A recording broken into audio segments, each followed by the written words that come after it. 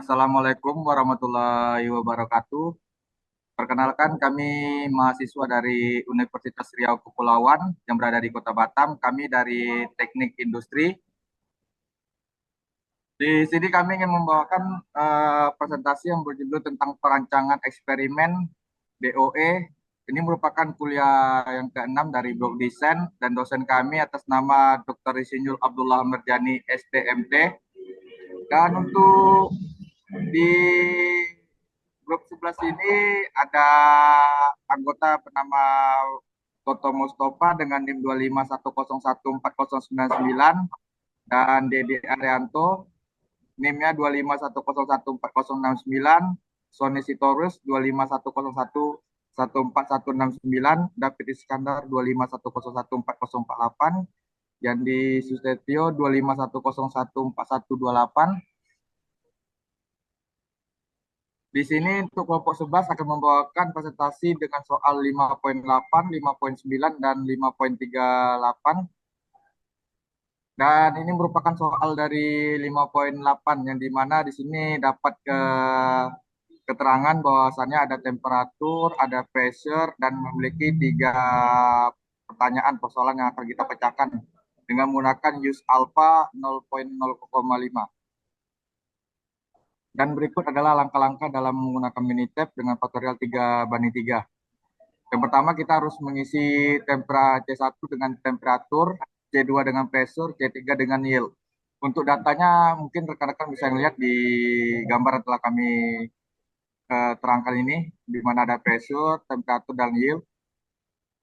Dan ini merupakan contoh pengaplikasian data yang kita buat tadi ke dalam Minitab. Dan untuk menentukan faktor dalam Minitab, kita harus mengubah yang namanya temperatur, pressure, yield ke dalam bentuk data numberic. Karena awalnya di Minitab ini semua data itu terfaktor di teks, yaitu bentuk huruf, bukan angka. Dan ini merupakan tampilan dari cara pengubahannya. Di sini ada temperatur, pressure, dan yield, semua kita ubah dalam otomatis kata numberic. Dan untuk analis ANOVA-nya, dari sini kita untuk ngeklik menu ANOVA, dari menu Start, ANOVA, General Linear Mode, Fit General Linear Mode. Dan ini gambarnya, ANOVA, Linear, Fit General Mode. Dan untuk pressure, responnya kita isi dengan yield, faktornya temperatur pressure, dan untuk selanjutnya, untuk output yang perlu diamati dari hasil ANOVA, P value temperatur, P value pressure, dan P value interaction.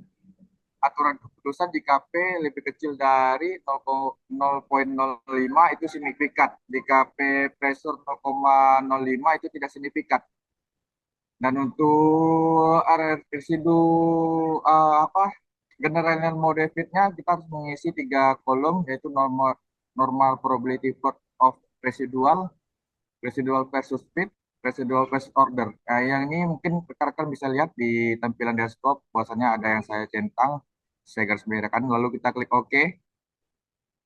Dan untuk presentasi selanjutnya mungkin akan diterangkan dengan rekan kita bernama Pak Sony Sitorus. Untuk waktu saya Pak Sony Sitorus. Oke, selamat malam. Untuk waktu Assalamualaikum saya persilakan. warahmatullahi wabarakatuh.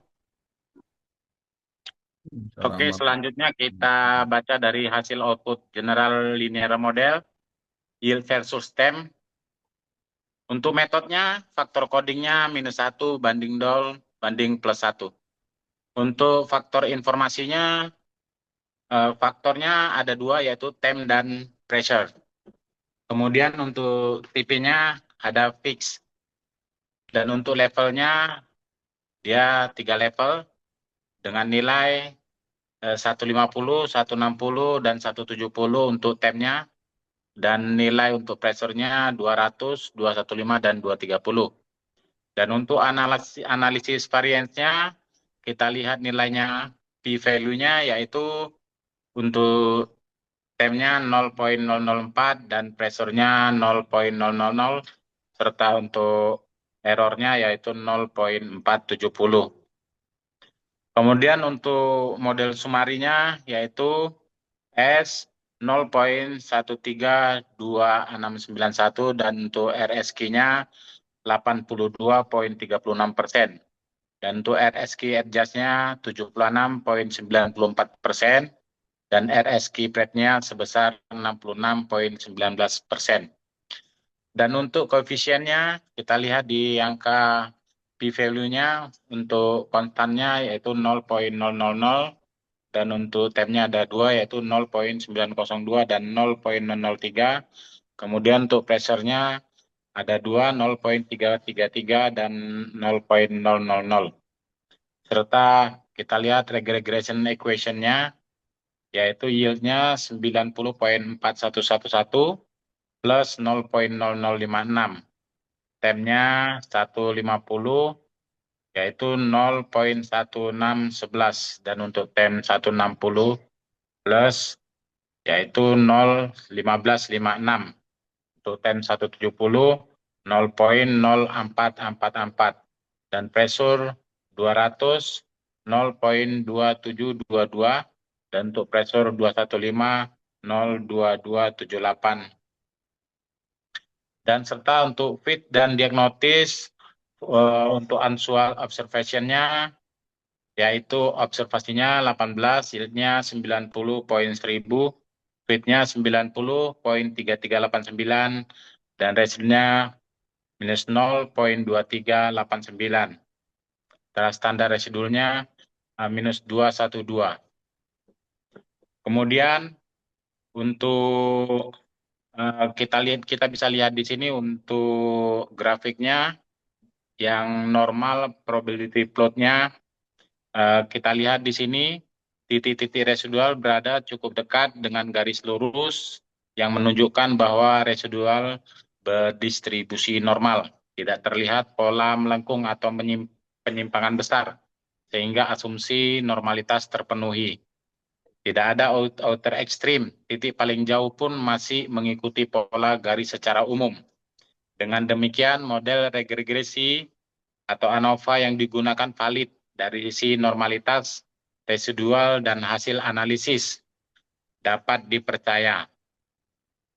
Asumsi normalitas residual terpenuhi. Ini berarti data residual mengikuti distribusi normal, sehingga model analisis Minitab yang kita gunakan dapat dilanjutkan tanpa perlu transformasi data.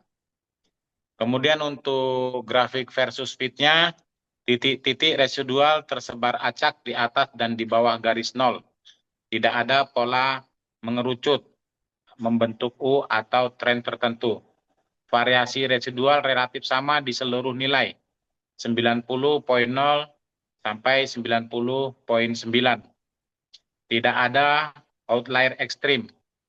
Ini berarti plot ini menunjukkan bahwa asumsi homoskedatistis terpenuhi, artinya varian residual konstan. Model regresi atau ANOVA stabil dan reliable. Dan kemudian untuk grafik versus order, residual naik turun secara acak, tidak membentuk ada gelombang tren naik turun atau pengulangan. Tidak ada pola sistematik seperti naik turun, turun terus. Dan ketiga, tidak ada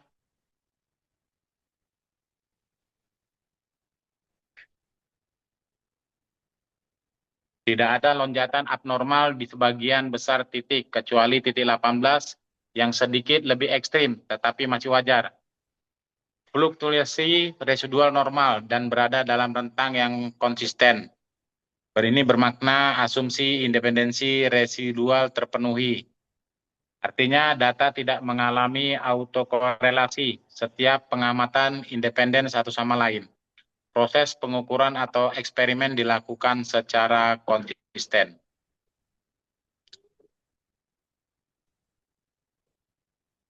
Oke, pertanyaan soal. Analyze the data and draw conclusion. Use alpha sama dengan 0,05. Prepare appropriate residual plots and comment on the model's adequacy. Under what condition would you operate this process? Oke, kita lanjutkan untuk analis the data and draw conclusion. Interpretasinya temperatur signifikan. Pi sama dengan 0,004 lebih kecil dari 0,005 yaitu alfa. Temperatur memiliki pengaruh nyata terhadap yield. 2. Pressure signifikan. Pi sama dengan 0,000 lebih kecil dari alfa yaitu 0,05. Tekanan juga berpengaruh kuat terhadap yield.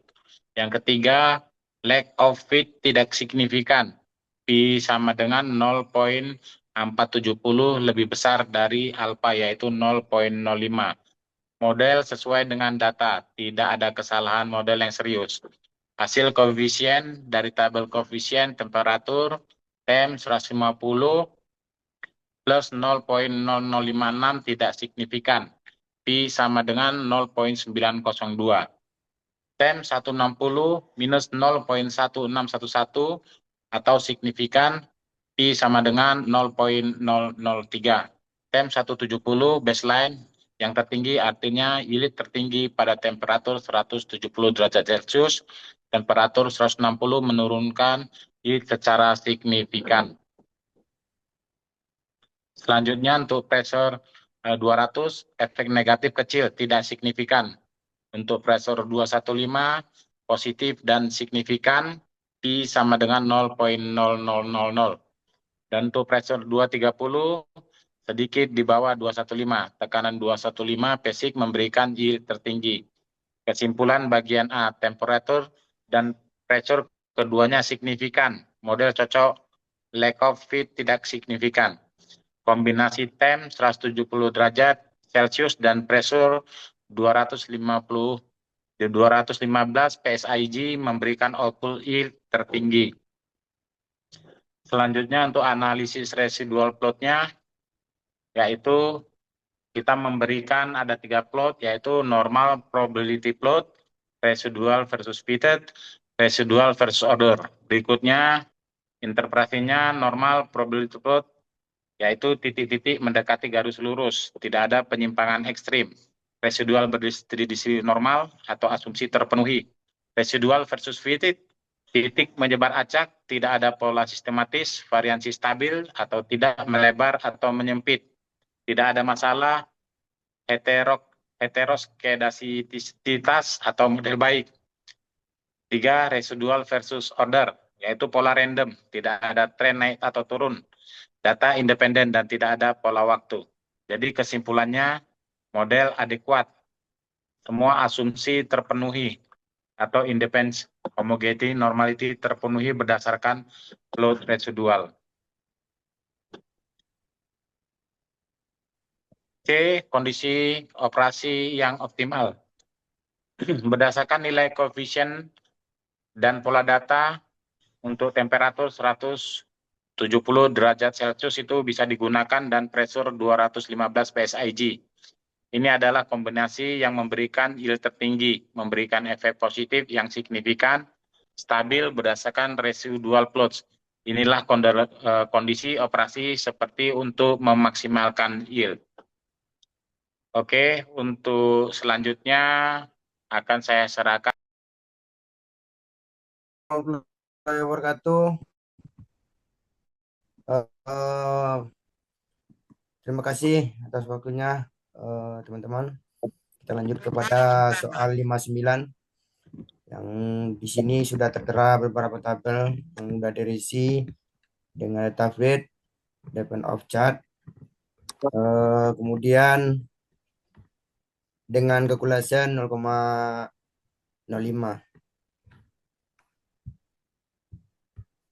Sini juga ada beberapa pertanyaan, kemudian kita lanjut ke slide.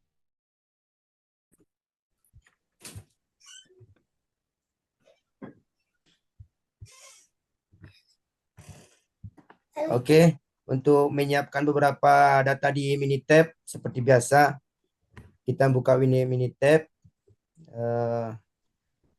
buka worksheet, siapkan 3 kolom, misalnya upgrade, dapat dan finish.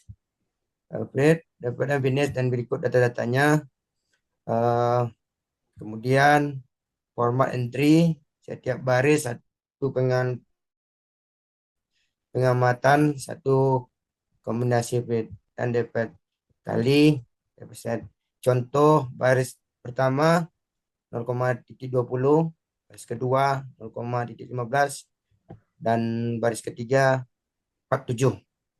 Ulangi untuk semua spasi harus total feed 3 feet dan kali 4 feet kali 3 replace 3 sama dengan 36 baris bila data diseimbangkan.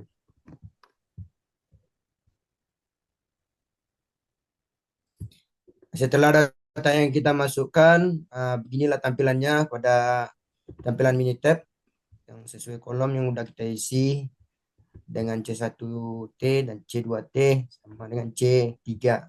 Nah, inilah tampilan data, bisa teman-teman lihat semua di sini. Dan saya rasa juga teman-teman juga sudah mengetahui lah seperti apa data yang sudah kita masukkan ke dalam data Minitab. Kemudian menjalankan ANOVA, seperti biasa, kami merekomendasikan menggunakan General Line Model agar mudah dapat interaksi, main display, dan residual plot. Langkahnya ya seperti biasa, pilih start, lalu ambil ANOVA, General Linear Model, lanjut dengan General Model.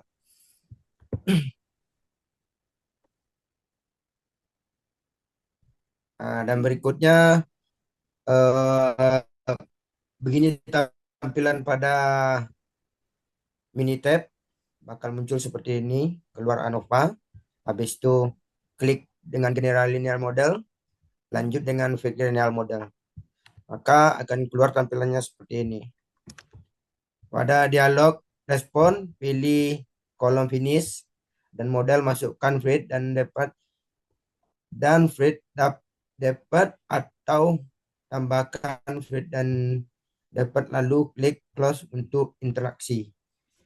Ini untuk cara satu, lanjut untuk cara kedua, dan masuk cara ketiga, klik converse jika ingin uji data-data misalnya Tuki atau faktor feed, pilih feed, klik kompat Manford, pilih untuk membandingkan berpasangan. Maka akan keluar tampilan seperti yang sudah dilingkari dengan garis merah. Klik yang udah ada tanda centang ini, dan berikut juga dengan yang nomor 4 seperti itu juga. Ikuti langkah yang nomor 4, maka akan keluar juga tampilan seperti ini yang udah kita lingkari dengan garis merah. Oke, berikutnya untuk yang kelima, klik storage jika ingin simpan residual in worksheet mesh controls, maka akan keluar seperti ini juga, yang ada di lingkar garis merah, lalu baru tekan OK. Inilah data yang keluar. Untuk menjelaskan ini, saya kembalikan lagi kepada Bapak Dedi Haryanto. Terima kasih. Oke, Assalamualaikum warahmatullahi wabarakatuh. Hasil output General Linear Model finish versus with depth. Metodenya adalah faktor coding -1,0% plus 1. Faktor informasinya adalah faktor fit, depth, terus T-nya T fixed dan fixed. Level value-nya 3,20, poin 25, dan poin 30. Dan level 5-nya 0,15 dan poin 0,18 dan poin 0,20 dan poin 0,20 dan poin 0,25. Analisis of variance-nya adalah source fit 2 dan value-nya ada 39,16 dan F value-nya 13,64 dan F value-nya 2,67. Dan model summary-nya adalah S RSQ dan RSQ spread S-nya 6,35266 dan RSQ-nya 82,08% dan RSQ-nya adalah 78,38%. RSQ-nya 73,51%. Koefisiennya adalah tem konstan dan koefisiennya 1,16, value-nya 82,30 dan p-value-nya 0. Regression equation finish faktor information, faktor type, level values. Fit ada fixed 3.020.0.25.030.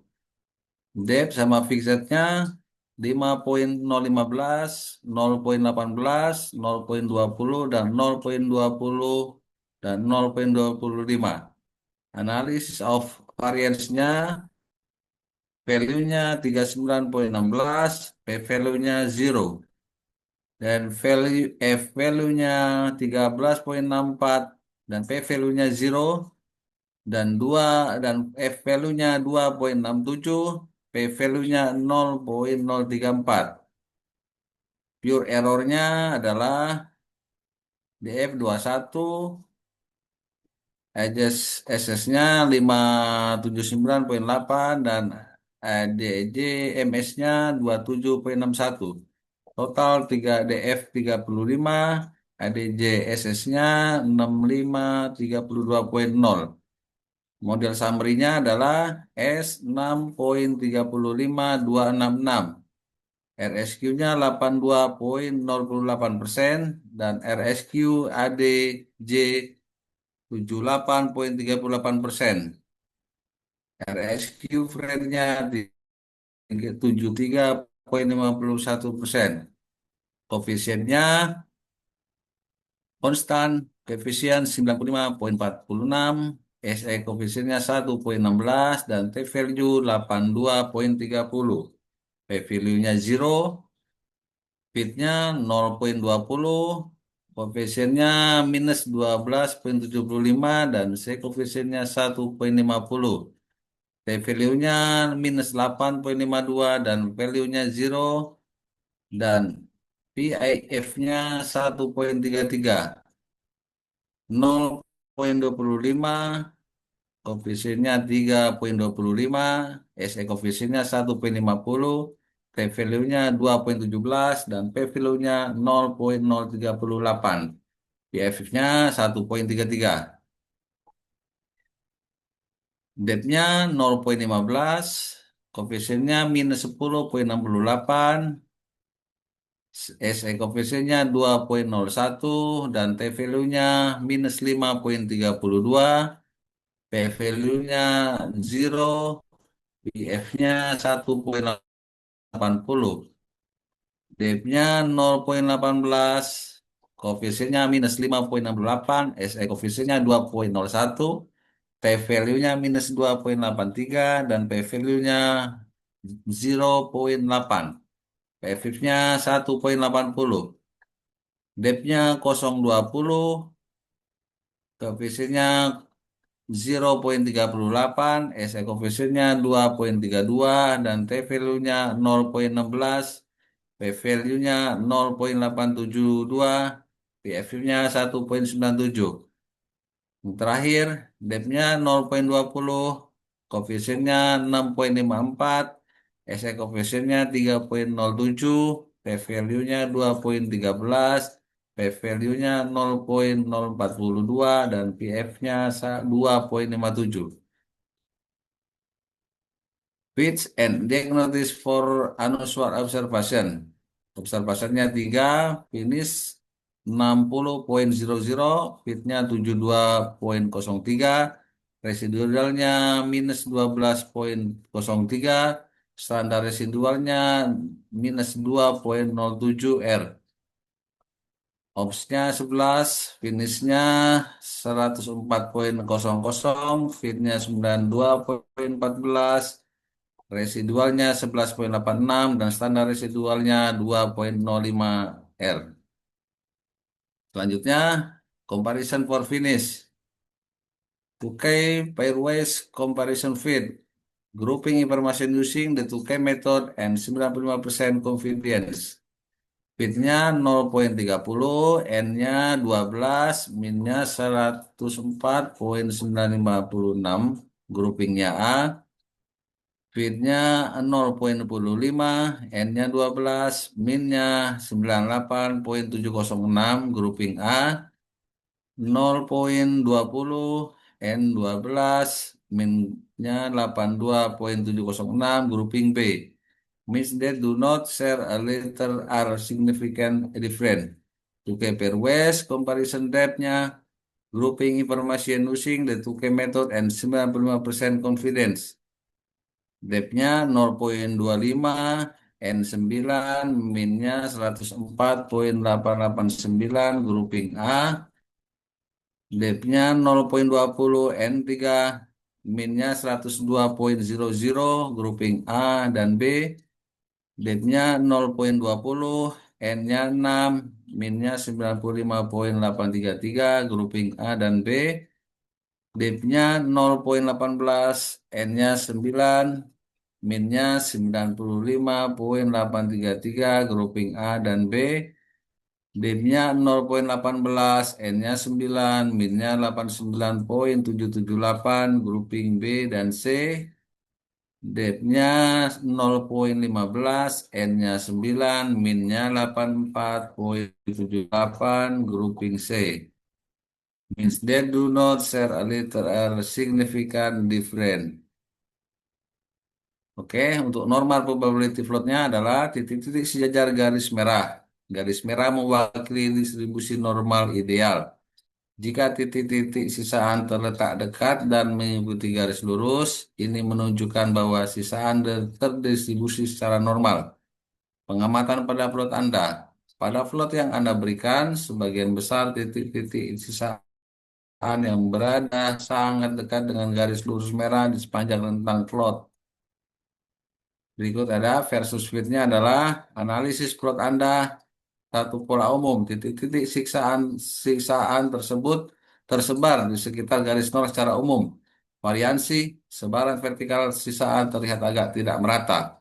Inilah yang dicocokkan rendah, sekitar 70 sampai 80. Sebaran vertikal sisaan tampak agak besar. Dinilai yang dicocokkan tinggi sekitar 110 sampai 120. Sebaran vertikal sisaan cenderung lebih kecil walaupun sampel datanya juga lebih sedikit. Namun tidak ada pola corong fanning yang jelas yang merupakan tanda kuat adanya variansi non-konstan atau heteroskedasticity. Kesimpulan, plot ini tidak menunjukkan pelanggaran asumsi variansi konstan atau linearitas yang parah. Titik tersebar cukup acak, namun perlu dicatat bahwa plot ini tidak sepenuhnya sempurna karena sebaran sisaan sedikit lebih sempit di beberapa area dan sedikit lebih lebar di area lain. Ketidaksempurnaan ini konsisten dengan hasil ANOVA Anda sebelumnya yang menunjukkan lack of fit yang signifikan dalam kurung P sama dengan 0,034 tutup kurung. Kesimpulan akhir, meskipun plot ini secara visual cukup baik, hasil lack of fit yang signifikan menunjukkan bahwa variasi yang tidak dapat dijelaskan sisaan mungkin mengandung pola sistematis, kemungkinan interaksi atau non-linearitas yang model Anda tidak lengkap, meskipun tidak ditampilkan sebagai pola yang jelas dalam plot ini. Oke, cukup sekian dari saya. Mungkin nanti ditambahkan oleh teman saya, yaitu Mas Yandri. Silakan kepada Mas Yandri, saya persilakan. Oke, lanjut untuk pertanyaan soal. Yang pertama, analyze the data and draw conclusion yang menggunakan alpha sama dengan 0,05. Kemudian prepare appropriate residual plot dan comment on the model adequacy.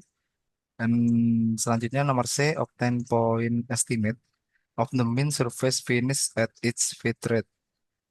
Dan pertanyaan terakhir yaitu find the p-value for the test in part. Oke, jadi dari untuk pertanyaan yang pertama, analisis data dan penarikan kesimpulan menggunakan alfa sama dengan 0,05. Untuk tabel analisis variance atau ANOVA digunakan untuk menguji efek utama dari faktor fit atau laju umpan dan dip kedalaman potong terhadap finish, yaitu kehalusan permukaan. Oke, jadi di sini kita mendapatkan p-value untuk fit yaitu 0. Jadi secara kesimpulan, secara statistik itu signifikan berpengaruh. Kemudian dip p-value 0 juga. Jadi secara kesimpulan juga secara statistik signifikan berpengaruh. Kemudian yang untuk sumber variasi dari lack of fit, kesimpulan yaitu secara statistik signifikan berpengaruh ya. Oke, lanjut ke kesimpulan. Yang pertama yaitu efek utama atau main efek. Karena p-value untuk faktor fit 0,00 dan dip 0,00 kurang dari alfa sama dengan 0,05, maka kita menolak hipotesis 0 untuk kedua faktor. Ini berarti bahwa laju umpan dan kedalaman potong keduanya memiliki efek yang signifikan secara statistik terhadap rata-rata kehalusan permukaan. Oke. Kemudian untuk lack of fit, yaitu p-value lack of fit itu sendiri di angka 0,034 yang kurang dari alfa sama dengan 0,05. Ini menunjukkan bahwa model yang digunakan kemungkinan model efek utama tanpa interaksi dan tidak memadai untuk menjelaskan data. Variasi yang signifikan yang tidak dijelaskan oleh faktor-faktor utama mungkin ada misalnya interaksi antara fit dan dip. Oke, kemudian untuk lanjut ke analisis posok atau perbandingan berpasangan Tukey, laju umpan fit.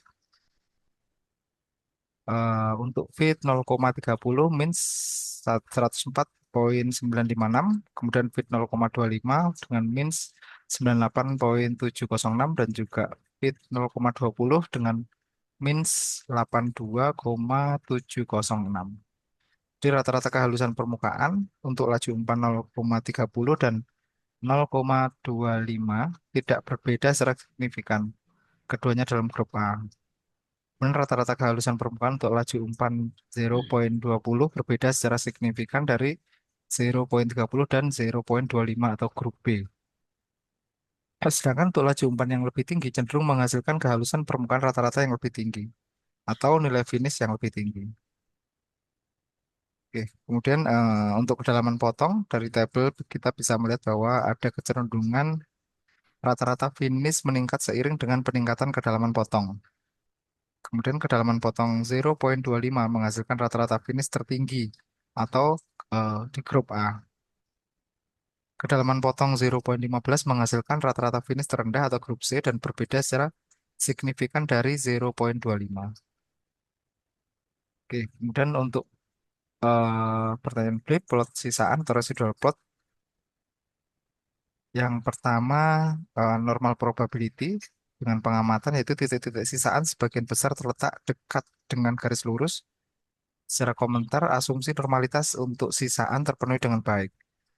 Kemudian untuk versus fit plot, kita bisa mengamati bahwa sisaan serbaran di sekitar garis nol secara acak. Tidak ada pola corong atau pola melengkung yang jelas. Jadi bisa diasumsikan secara umum yaitu linearitas dan variance konstan atau homoscedasticity meskipun plot yang lebih ketat dan lebih meyakinkan. Sedangkan untuk yang nomor 3 versus order plot, asumsi independensi, pengamatan sisaan tersebar secara acak tanpa pola yang terlihat seiring dengan urutan pengamatan, sehingga asumsi independensi kesalahan terpenuhi. Jadi secara keseluruhan mengenai kecukupan model, plot sisaan menunjukkan bahwa asumsi normalitas, variansi konstan, dan independensi sebagian besar terpenuhi. Namun, hasil yang paling kritis adalah lack of fit yang signifikan, yaitu P sama dengan 0,034. Kemungkinan kecukupan model meskipun asumsi statistik dasar terpenuhi, hasil lack of fit of signifikan menunjukkan bahwa struktur model yang ada atau kemungkinan hanya efek utama tidak sepenuhnya memadai untuk menjelaskan variasi data. Model yang lebih baik mungkin memerlukan penambahan istilah interaksi antara fit dan deep. Oke, kemudian untuk estimasi titik rata-rata kehalusan permukaan pada setiap laju umpan, yaitu estimasi titik atau nilai rata-rata untuk finish pada setiap laju umpan diambil langsung dari tabel Tukey pairwise comparison untuk fit dengan nilai laju umpan 0,30, estimasi titik rata-rata finish di angka 104,956. Untuk laju umpan di 0,25, estimasi titik rata-rata finish di 98,706. Sedangkan laju umpan untuk 0,20, estimasi titik rata-rata finish di angka 82,706. Untuk pertanyaan D, nilai P untuk uji bagian. Nilai P untuk menguji signifikansi efek utama, fit dan deep, diambil dari tabel analysis of variance, yaitu P value untuk fit sebesar 0,0, kemudian P value untuk deep yaitu 0,0. Oke, selanjutnya kita uh, continue ke soal nomor 5,38. Oke. Di sini sebuah eksperimen untuk menyelidiki ekstraksi nisin dalam larutan dua fase berair. Eksperimen faktorial dua faktor dilakukan dengan menggunakan faktor-faktor A, yaitu konsentrasi PIG atau polyethylene glycol, dan juga konsentrasi B, yaitu Na2SO4 atau asam sulfat, di mana kombinasi dari konsentrasi A dan B berpengaruh terhadap extraction. Dari percobaan di atas, kita akan melakukan analisa yang pertama, yaitu analisis respon ekstraksi, pengaruh dari masing-masing faktor, apakah signifikan terhadap respon, kemudian membuat plot residual dan juga kecukupan model. Untuk pertanyaan ketiga, kita akan mencoba untuk membuat plot kontur untuk membantu interpretasi praktis respon densitas. Oke, untuk langkah-langkah penyelesaian menggunakan Minitab, yang pertama kita lakukan adalah perumusan masalah. Di sini kita akan membuat tabel untuk poin A atau polyethylene glycol, dan juga poin B konsentrasi dari natrium sulfat, dan juga di tabel berikutnya yaitu nilai extraction. Yang pertama kita tentukan metode analisis, ya. Karena tujuan analisisnya adalah untuk mengetahui pengaruh signifikan dari masing-masing faktor dan interaksi antara A dan B terhadap respon ekstraksi persen, maka metode yang paling tepat untuk menyelesaikan masalah tersebut adalah menggunakan ANOVA two ways. Oke, setelah kita merumuskan masalah, kita masukkan eh, data-data tersebut ke dalam worksheet Minitab. Setelah selesai dimasukkan, pilih analisa, buka menu Start, ANOVA, kemudian General Linear Model, kemudian pilih Fit General Linear Model, seperti yang garis merah bawah berikut. Oke, selanjutnya untuk respons, masukkan kolom C1 extraction, kemudian faktornya pilih A, PJ, dan B, NaSO4. Minitab akan secara otomatis mendeteksi bahwa faktor adalah level tetap atau fix faktor. Kemudian klik model. Di sini kita masukkan term in the model, yaitu A, PG, B, Na2SO4, kemudian A dan B. Oke, selanjutnya klik tombol storage dan centang kolom fit dan juga kolom residual. Setelah itu klik OK.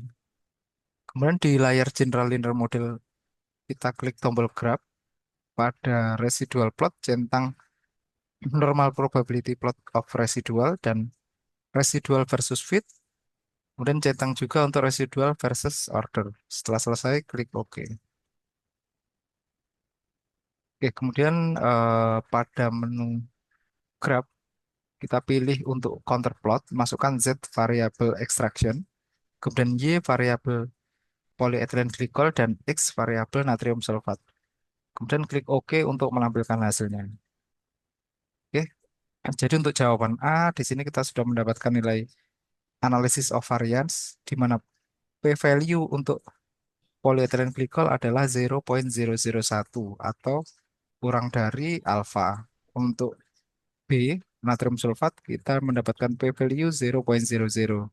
Sedangkan poin A dan variasi B kita mendapatkan nilai value 0,069. Oke, jadi dari hasil tersebut kita bisa menyimpulkan bahwa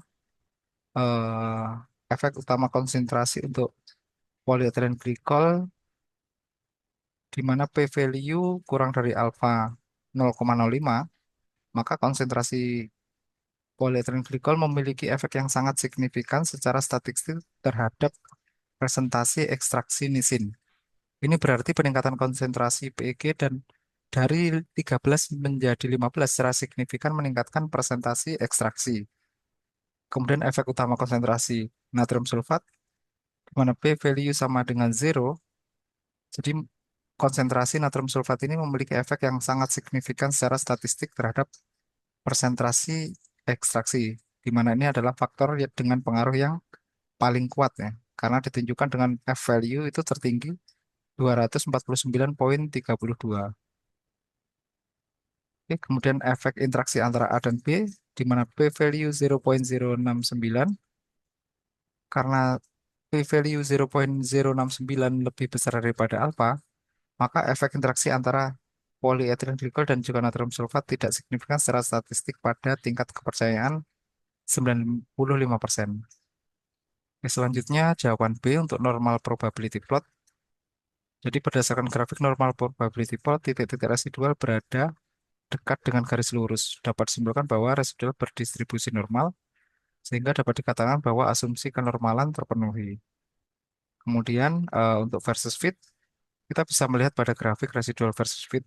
Titik residual tampak tersebar secara acak di sekitar garis nol tanpa membentuk pola tertentu. Hal ini menunjukkan bahwa asumsi homogenitas varians dan linearitas model terpenuhi. Kemudian untuk versus order, berdasarkan grafik residual versus observation order, residual menyebar secara acak tanpa pola berulang. Hal ini menunjukkan bahwa tidak terdapat autokorelasi antara residual sehingga asumsi independensi terpenuhi. Kemudian yang terakhir yaitu counter plot extraction. Di sini kita bisa melihat bahwa percobaan antara polyethylene glycol atau PEG dan juga natrium sulfat Na2SO4 karena efek B jauh lebih besar, garis-garis kontur akan lebih rapat atau curam sejajar dengan sumbu A daripada sumbu B. Ini berarti perubahan kecil pada konsentrasi natrium sulfat menyebabkan perubahan yang lebih besar pada ekstraksi dibandingkan perubahan pada konsentrasi polyethylene glycol atau faktor A. Oke, mungkin itu saja untuk penjelasan soal nomor 5.38. Saya serahkan kembali ke Pak Dedi.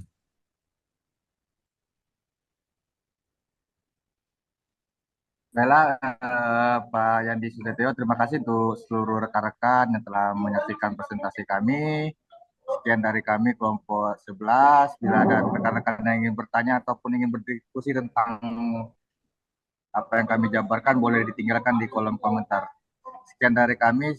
Terima kasih. Assalamualaikum warahmatullahi wabarakatuh. Waalaikumsalam. Waalaikumsalam warahmatullahi wabarakatuh.